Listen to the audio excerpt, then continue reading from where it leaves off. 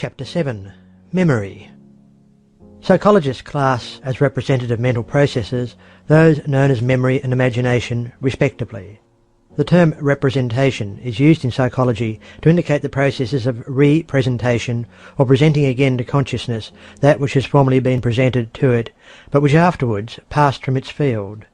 As Hamilton says, the general capability of knowledge necessarily requires that, besides the power of evoking out of unconsciousness one portion of our retained knowledge, in preference to another, we possess the faculty of representing in consciousness what is thus evoked. Memory is the primary representative faculty or power of the mind. Imagination depends upon memory for its material, as we shall see when we consider that faculty. Every mental process which involves the remembrance, recollection, or representation of a sensation, perception, mental image, thought, or idea previously experienced must depend upon memory for its material. Memory is the great storehouse of the mind in which are placed the records of previous mental experiences. It is a part of the great subconscious field of mental activity, and the greater part of its work is performed below the plane of consciousness. It is only when its results are passed into the field of consciousness that we are aware of its existence. We know memory only by its works. Of its nature we know but little, although certain of its principal laws and principles have been discovered. It was formerly customary to class memory with the various faculties of the mind, but later psychology no longer so considers it. Memory is now regarded as a power of the general mind, manifesting in connection with every faculty of the mind. It is now regarded as belonging to the great subconscious field of mentation, and its explanation must be sought there. It is utterly unexplainable otherwise. The importance of memory cannot be overestimated. Not only does a man's character and education depend chiefly upon it, but his very mental being is bound up with it. If there were no memory, man would never progress mentally beyond the mental state of the newborn babe. He would never be able to profit by experience. He would never be able to form clear perceptions. He would never be able to reason or form judgments. The processes of thought depend for material upon the memory of past experiences. This material lacking, there can be no thought. Memory has two important general functions. Those are, 1. The retention of impressions and experiences, and 2. The reproduction of the impressions and experiences so retained. It was formerly held that the memory retained only a portion of the impressions and experiences originally noted by it, but the present theory is that it retains every impression and experience which is noted by it. It is true that many of these impressions are never reproduced in consciousness, but experiments tend to prove, nevertheless, that the records are still in the memory and that appropriate and sufficiently strong stimuli will bring them into the field of consciousness. The phenomena of somnambulism, dreams, hysteria, delirium, approach of death, etc. show that the subconscious mind has an immense accumulation of apparently forgotten facts, which unusual stimuli will serve to recall. The power of the memory to reproduce the retained impressions and experiences is variously called remembrance, recollection, or memory. This power varies materially in various individuals, but it is an axiom of psychology that the memory of any person may be developed and trained by practice. The ability to recall depends to a great extent upon the clearness and depth of the original impression, which in turn depends upon the degree of attention given to it at the time of its occurrence. Recollection is also greatly aided by the law of association, or the principle whereby one mental fact is linked to another. The more facts to which a given fact is linked, the greater the ease by which it is recalled or remembered. Recollection is also greatly assisted by use and exercise. Like the fingers, the memory cells of the brain become expert and efficient by use and exercise, or stiff and inefficient by lack of the same. In addition to the phases of retention and reproduction, there are two important phases of memory, that is, 3. Recognition of the reproduced impression or experience, and 4. Localization of the impression or its reference to a more or less definite time and place. The recognition of the recalled impression is quite important. It is not enough that the impression be retained and recalled.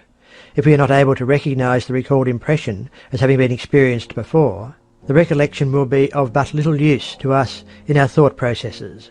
The purposes of thought demand that we shall be able to identify the recalled impression with the original one. Recognition is really recognition, re-knowing. Recognition is akin to perception.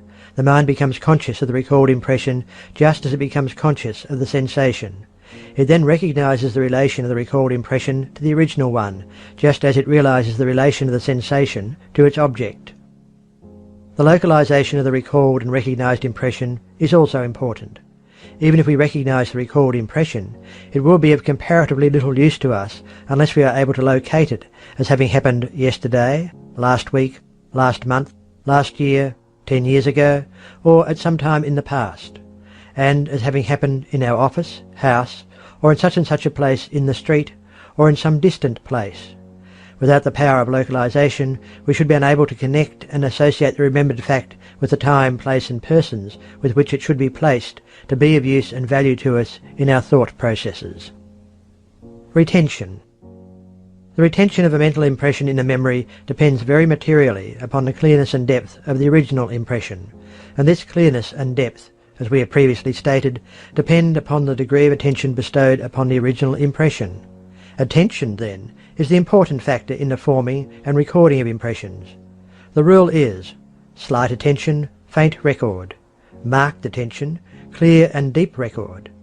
To fix this fact in the mind, the student may think of the retentive and reproductive phases of memory as a phonographic record. The receiving diaphragm of the phonograph represents the sense organs, and the recording needle represents the attention. The needle makes the record on a cylinder deep or faint, according to the condition of the needle. A loud sound may be recorded but faintly if the needle is not properly adjusted. And further, it must be remembered that the strength of the reproduction depends almost entirely upon the clearness and depth of the original impression on the cylinder. As is the record, so is the reproduction. It will be well for the student to carry this symbol of the phonograph in his mind. It will aid him in developing his powers of memory. In this connection, we should remember that attention depends largely upon interest. Therefore, we would naturally expect to find that we remember interesting things far more readily than those which lack interest. This supposition is borne out in actual experience. This accounts for the fact that everyone remembers a certain class of things better than he does others. One remembers faces, another dates, another spoken conversation, another written words, and so on. It will be found, as a rule, that each person is interested in the class of things which he most easily remembers. The artist easily remembers faces and details of faces, or scenery and details thereof. The musician easily recalls passages or bars of music, often of a most complicated nature. The speculator easily recalls the quotations of his favourite stocks. The racing man recalls, without difficulty, the odds posted on a certain horse on a certain day, or the details of a race which was run many years ago. The moral is: arouse and induce an interest in the things which you wish to remember. This interest may be aroused by studying the things in question, as we have suggested in a preceding chapter. Visualization in memory. Many of the best authorities hold that original impressions may be made clear and deep, and the process of reproduction accordingly rendered more efficient by the practice of visualizing the thing to be remembered. By visualizing is meant the formation of a mental image of the thing in the imagination. If you wish to remember the appearance of anything, look at it closely, with attention, and then, turning away from it, endeavour to reproduce its appearance as a mental picture in the mind. If this is done, a particularly clear impression will be made in the memory, and when you recall the thing, you will find that you will also recall the clear mental image of it. Of course, the greater the number of details observed and included in the original mental image, the greater the remembered detail. Perception in memory. Not only is attention necessary in forming clear memory records, but careful perception is also important. Without clear perception, there is a lack of detail in the retained record, and the element of association is lacking. It is not enough to merely remember the thing itself. We should also remember what it is and all about it. The practice of the methods of developing perception, given in a preceding lesson, will tend to develop and train the retentive, reproductive, recognitive, and locative powers of the memory. The rule is: the greater the degree of perception accorded a thing, the greater the detail of the retained impression, and the greater the ease of the recollection. Understanding and memory. Another important point in acquiring impressions in memory is this: that the better the understanding of the subject or object, the clearer the impressions regarding it, and the clearer the recollection of it. This fact is proved by experiment and experience. A subject which will be remembered only with difficulty, under ordinary circumstances, will be easily remembered if it is fully explained to the person and accompanied by a few familiar illustrations or examples. It is very difficult to remember a meaningless string of words, while a sentence which conveys a clear meaning may be memorized easily. If we understand what a thing is for, its uses and employment, we remember it far more easily than if we lack this understanding. Elbringhaus, who conducted a number of experiments along this line, reports that he could memorize a stanza of poetry in about 1/10 the time required to memorize the same amount of nonsense syllables. Gordy states that he once asked a capable student of the Johns Hopkins University to give him an account of the lecture to which he had just listened.